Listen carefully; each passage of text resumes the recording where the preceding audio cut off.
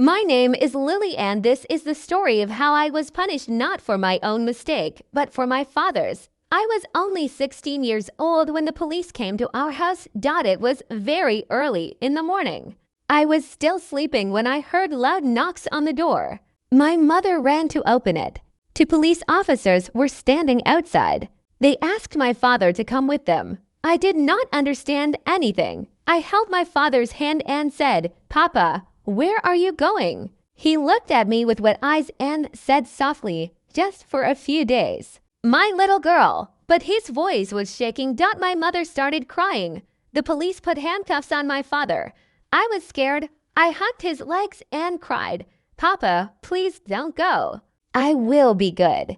I promise." He bent down, kissed my forehead, and whispered, "Lily, be brave and take care of your mother." And then they took him away. That was the last time I saw my father as a free man. After that day, everything changed. Our house became silent. My mother cried every night. She stopped smiling. People in our neighborhood started whispering, "He is a criminal. His daughter goes to school here." I did not know what criminal meant, but I knew it was something bad. When I went to school, I tried to act normal.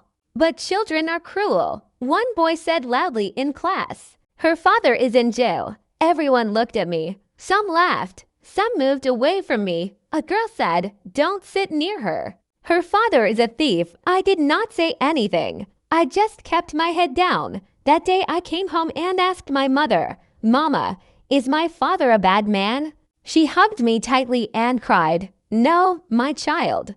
Your father is innocent." But even she did not sound sure. My mother started working in other people's houses. She washed clothes. She cleaned floors. Sometimes she came home with bleeding hands. At night she counted coins on the floor and whispered, "How will I feed my child tomorrow?"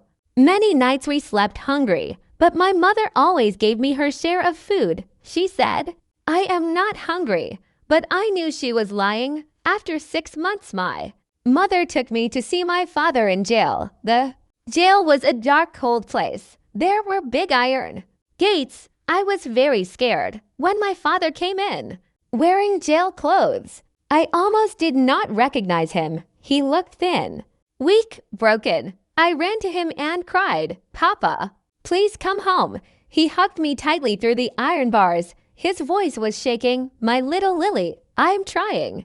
I promise." I looked at his hands. They were rough and wounded. I said, "Papa, are they hurting you here?" He smiled sadly. "No, I am fine." But I knew he was lying. When we were leaving, I cried loudly. I did not want to go.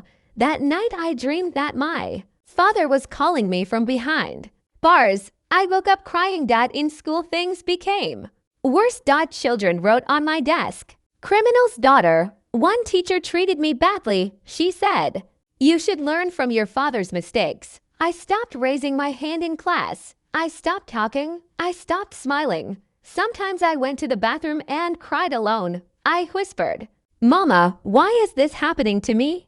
One winter my mother became very sick.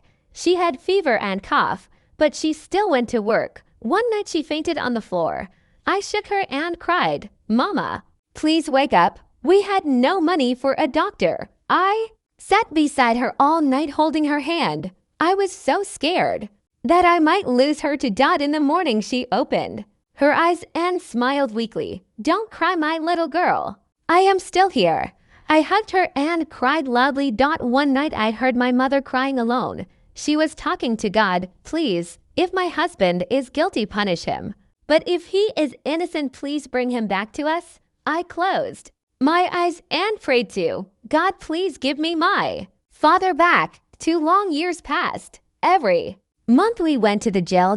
Every month my father looked more tired. One day when we were leaving, he said to me, "Lily, if I never come back, promise me you will study well and live a good life." I cried and said, "No, Papa, you will come back. You have to." But in my heart I was afraid. One day something changed. A lawyer came to our house. He said, "We found the real criminal. Your husband was falsely accused." My mother fell on the floor crying. I did not understand much. I only asked, Does that mean my father will come home? The lawyer smiled. Yes, my child. Very soon, that night I could not sleep. I kept counting hours. 3 months later, we went to the jail again. This time the gate opened and my father came out without handcuffs. I ran to him and cried, Papa, Papa, you are free. He hugged me and my mother. All three of us cried together. He said, I am sorry.